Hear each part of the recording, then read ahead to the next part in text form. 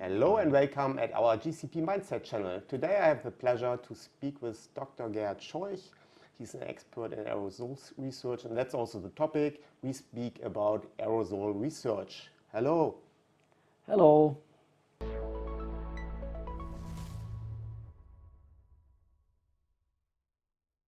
Hello, Gerhard. Thank you very much for the interview. Hello, Andreas. Yeah.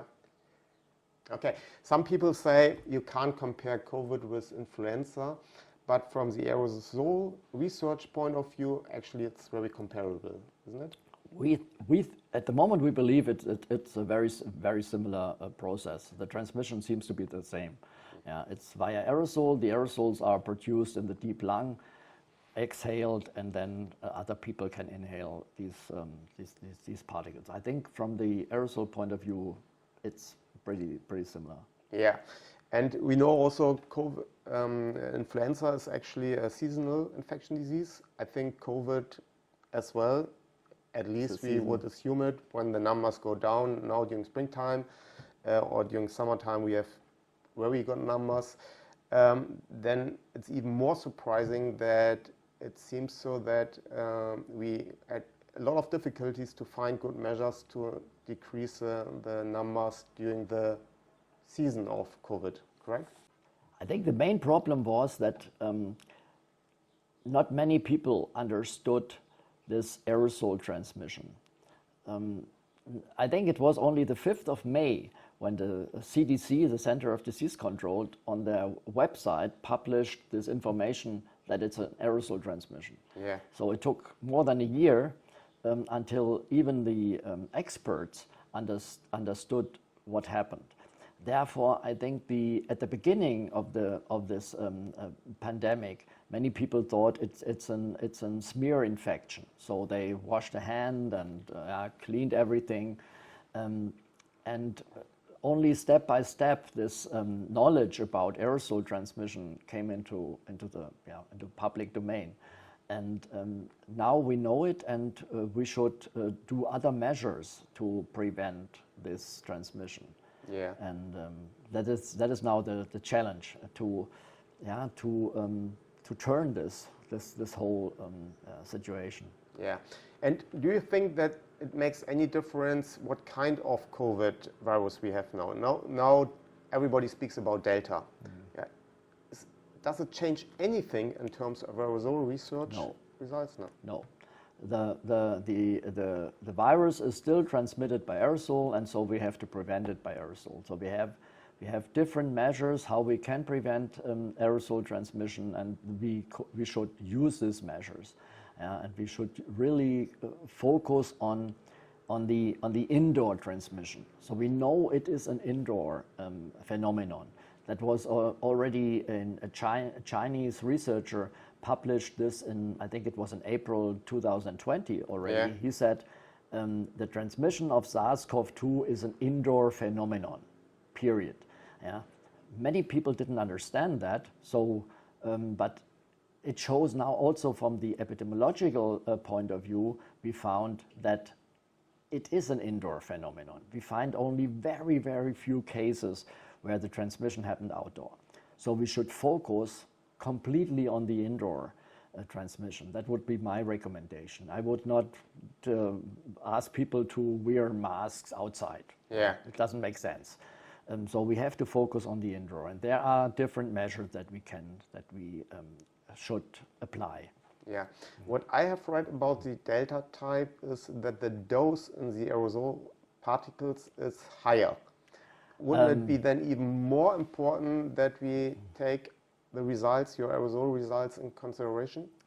So I heard this also, but I saw not the scientific the paper about this. So that why the Delta variant is more infectious can have different reasons. So we don't know the reason so far. Okay. It can be a higher dose that you exhale. It can be a lower dose that you need to get the infection. Yeah. Or it can be that the person who is infectious is longer in this period of infection. Yeah. So we know that this first variant was in the 2 days before you got the disease, you are highly infective. Yeah? It can be that now it's 3 days. Then the variant would be 50% more infectious. But we don't know it. Yeah? Yeah. It's an open question. We know that more people get infected. That's what we know, but we don't know the reason. Yeah, and then we had so many rules during the whole last year actually, and people were completely confused because in some German parts we had other rules than in other parts. You said already hand washing in terms of COVID doesn't make sense. What other rules do you think were useful and less useful? From the Gesellschaft für Aerosolforschung, the Society of Aerosol Research in Germany, we published a position paper in the last November, and we gave 6 rules. There are 6 measures that you can apply to prevent transmission. When you know that it's an indoor transmission and you know that it is by aerosol, number 1 is you have to reduce the number of contacts indoor. That was done. Yeah? So the government reduced the number of people meeting indoors to 1,000 at the beginning, then 100, then 10. At the end, we were only 2. Yeah? So this is a good measure to reduce the number of people meeting indoors. Second is the time. The longer you are together with an infectious person, the higher is the probability that you get infected. And the time goes into this calculation by square. Because if I'm the infected person, I exhale more and more particles into this environment while you are sitting here. And you inhale more and more particles while you are sitting here. So the dose in this room is increasing, and the dose you inhale is increasing. So it goes into the equation 2 times. So the time is very important. Number of people and time. Number 3 is the size of the room. When you have a huge room, the number concentration of this aerosol particles in this room air is smaller as if you are in a very small room. So it's more dangerous to be in a small room than in a large room. Number 4 is ventilation. You should open the window from time to time. Let fresh air into the room. Yeah? So it's very important. Number 5 is you can filter the air in this room. You can use mobile room filters, yeah? Air filters, air cleaners in the US. They are very efficient if you use HEPA filters, for example, and you can clean the room air, very efficient. And number 6 is wearing masks. So when you have these 6 measures, you can use always 2 or 3, combine them, and then you can reduce the transmission very significantly. Yeah, but meeting of people outside should be allowed. I would not concentrate on anything Yeah. outside. Yeah. Let the people go outside, Yeah. and because Be happy. so we know that only, I would say, less than 1% Yeah. of the transmission happens outside. Yeah. So if I reduce this by 60%, then I have 0.4% outside. Yeah. That doesn't help me. So it helps me if I can reduce the indoor transmission by 50%. Yeah. Because then I reduce the transmission in total by 50%. Yeah. Therefore, we should concentrate on indoors and let the people go outside. Let them do what they want outside. Let them drink beer outside. Let them make a party outside. It's better than being inside. Yeah. So everything we can motivate people going outside is positive. Okay. So you gave a lot of interviews and also in quite famous shows, and you have your own YouTube channel, and we see you a lot of social media, and your message is very clear. And I think your aerosol results or research results are very important. But do you think that we learn something from them? So do you think that the deciders in our country will also use your results to make life better end of 2021? I think yes. Very honestly, yes. My first discussion I had with Professor Wieler from the Robert Koch Institute, and it was, he listened a lot, and finally we discussed about this AHA regulations that we have in Germany. Yeah.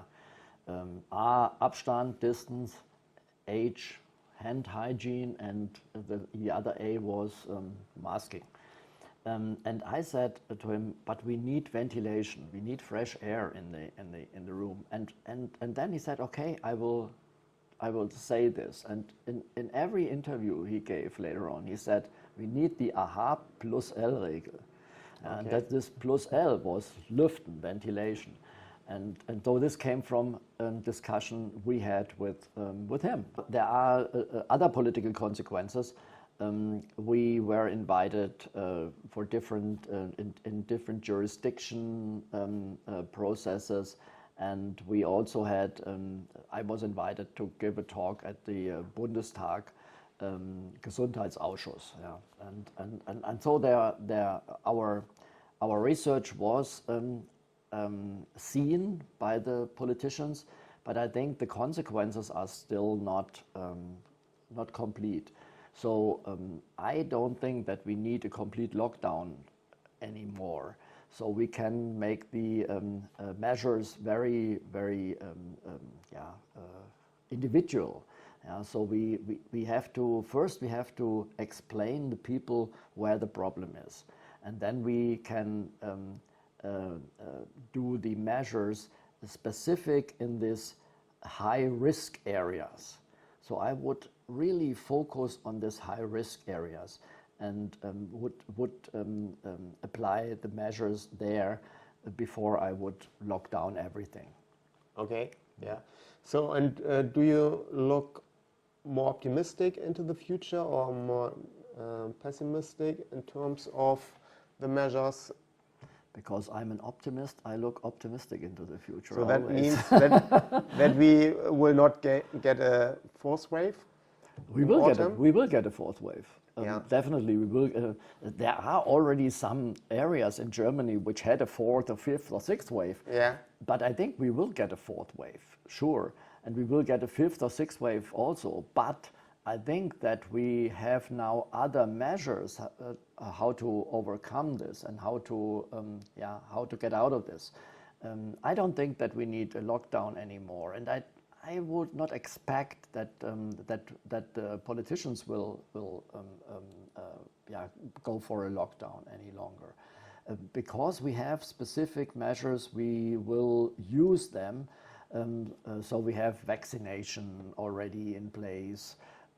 We will have filters in many places, and so from time, if time goes by, we will have more individual measures, and we will not get into a complete lockdown. Okay, Gerhard, last question. What I see when I'm traveling through the countries, first of all, I think COVID is a global problem. So we need somehow global rules, or at least European rules. What I see is that we have different rules in terms of wearing a mask in all countries.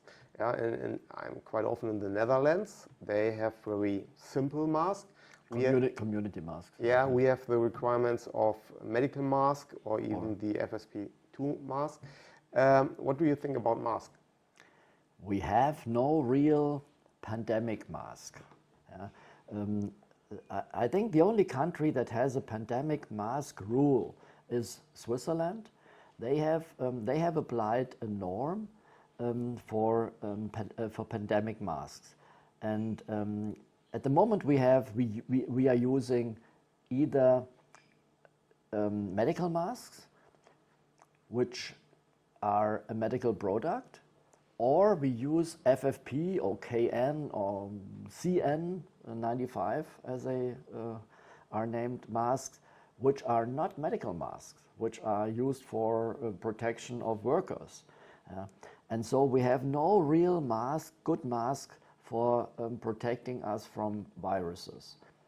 The regulation in Switzerland says the mask should have at least 70% efficiency against small aerosol particles, but they also have to have a low resistance so that you can breathe through the mask. And I think this is a good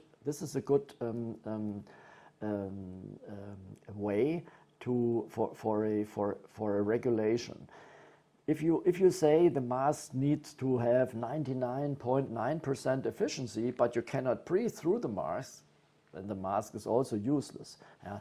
So, and that is a problem at the moment. So there are masks on the market in Germany which fulfill all regulations, but they are not very good for protecting us from the viruses, and that is a problem. Yeah, so you have masks that fulfill all the regulations. They have a CE number and everything, and if you measure them with small particles, 70% leakage. Yeah. 70% of the viruses go through the mask. Yeah. And there the regulations are wrong. Yeah. And then I see a lot of people which wearing this FFP2 mask, which do not fit. So the fit is more needed than the efficiency of the filter material itself. Because if you have a mask that does not fit to your face, then you breathe through every leakage, but not through the mask. Yeah. And then it's also useless. So